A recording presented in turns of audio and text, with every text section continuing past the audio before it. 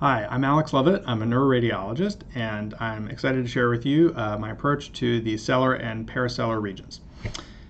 So I like to subdivide these regions into three axial levels based on midline, arterial, and bony landmarks.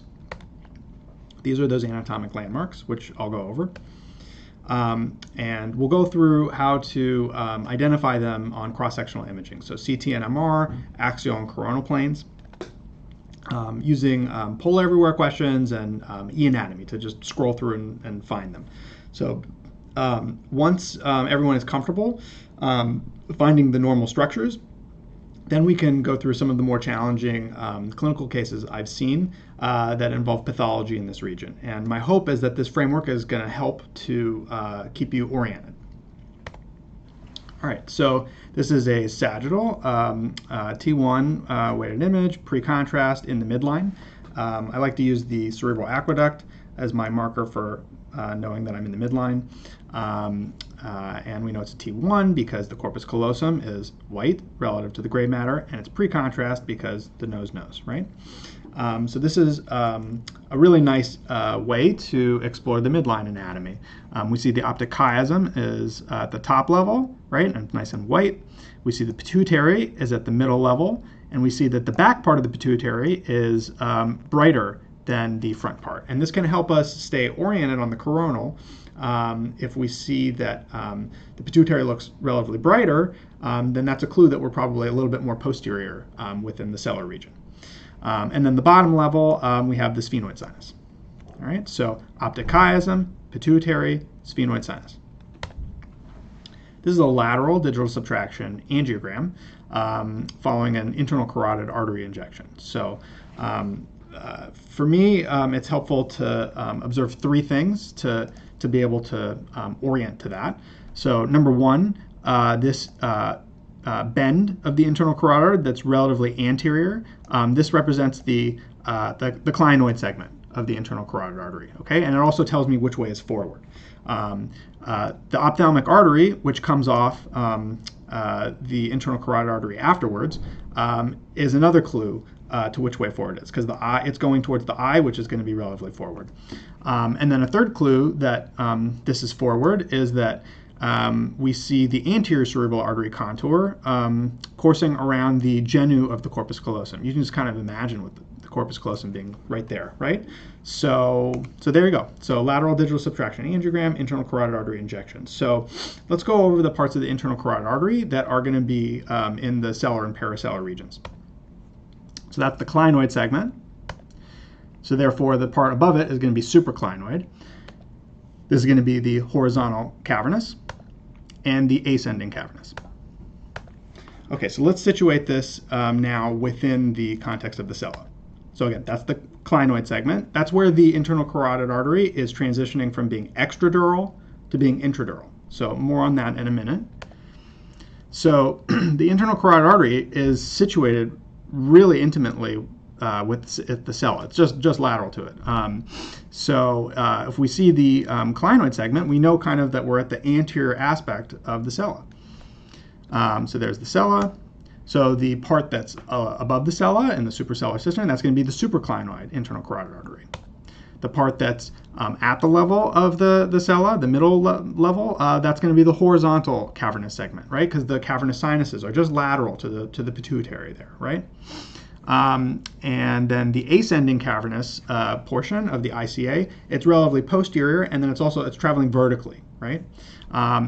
So, all right. So this is a figure from a neurosurgery article that talks about one of the classification systems for the internal carotid artery. There are a number of different classification systems, depending on whether your perspective is a neurosurgeon or an interventional neuroradiologist, you're doing endovascular treatments, or if you're an embryologist, you're going to name these parts of the carotid differently depending on what you care about.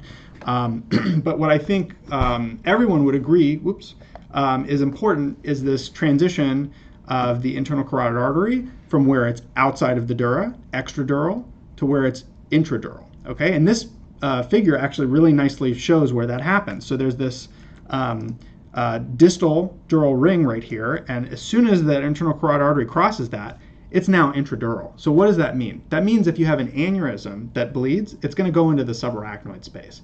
And that tends to be worse, right, than if you have an aneurysm that bleeds outside of the subarachnoid space. Because once blood's in the subarachnoid space, you can have intracranial pressure and potentially hypoperfusion of the brain if it's really severe. You could have vasospasm like a week later. You could have communicating hydrocephalus. So that's an important distinction between the part of the internal carotid artery that is intradural, that would bleed into the subarachnoid space, and extradural. So the cavernous segments are extradural, right? The problem is that it's hard to kind of tell exactly, where does the cavernous segment, end and the supraclinoid segment begin, right? And that's challenging based on using cross-sectional imaging and angiography. But I think it's an important distinction to be aware of. So if you want to learn more about the internal carotid artery classification systems, here are two papers which I think are really good. Okay, so back to the Sellar and Parasellar anatomy. So we're going to go to the coronal plane now, and still T1 weighted images. So which one is going to be posterior?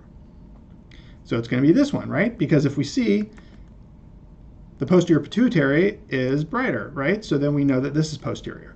The other way that we know this is posterior is that we see the ascending cavernous segment, which is traveling vertically, right? And it's also sort of relatively lower in position relative to the pituitary. So those are two clues that we're in, sort of more posterior part of the sella, right? When we're in the more anterior part of the sella, we're going to see the cavernous portion, the horizontal cavernous portion of the internal carotid artery at the level of the pituitary, right? And then we're going to see the supraclinoid segment of the internal carotid artery in the suprasellar cistern. You see it's surrounded by CSF here, right? And we're at the level of the optic chiasm here.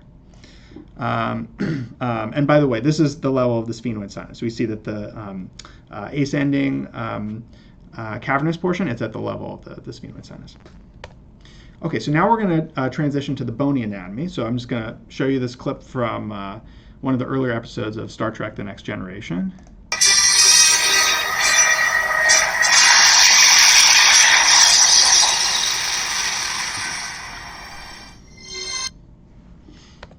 All right, so to me, this kind of looks like the sphenoid bone. So, you have the 4 parts, right? The body, the lesser wing, the greater wing, and the pterygoid plates. So this is kind of the body here. This is kind of the lesser wing here, which is superior and medial. This is the greater wing, which is sort of more inferior and lateral. We don't really have pterygoid plates on the Enterprise, but, there you go. So now that we have some idea what the sphenoid bone looks like, let's take a look at it in the axial plane. So the way that I teach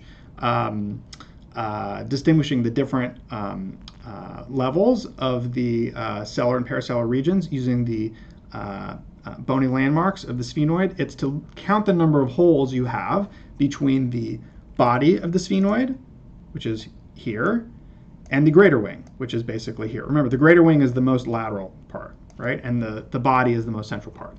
So I count 2 holes, right? So if I see 2 holes, I know I'm at the level of the optic canal. If I see 1 hole, I know I'm at the level of the superior orbital fissure.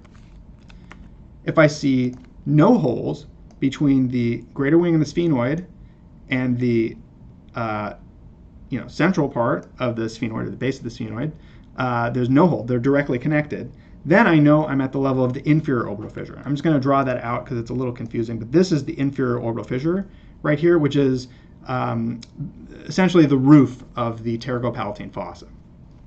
All right, so again, 2 holes, optic canal. 1 hole, superior orbital fissure.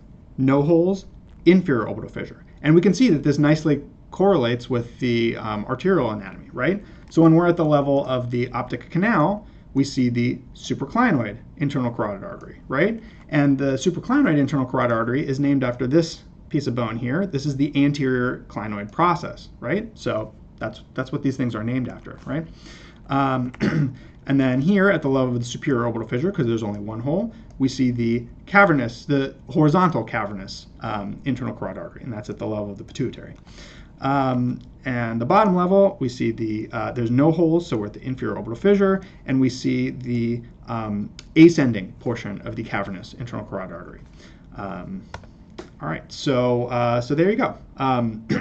Suprasellar and sellar and parasellar anatomy in terms of 3 levels. So optic chiasm, supraclinoid ICA, optic canal at the top level, pituitary, horizontal cavernous ICA, and superior orbital fissure at the middle level, and then sphenoid sinus, ascending cavernous ICA, and inferior orbital fissure at the bottom level.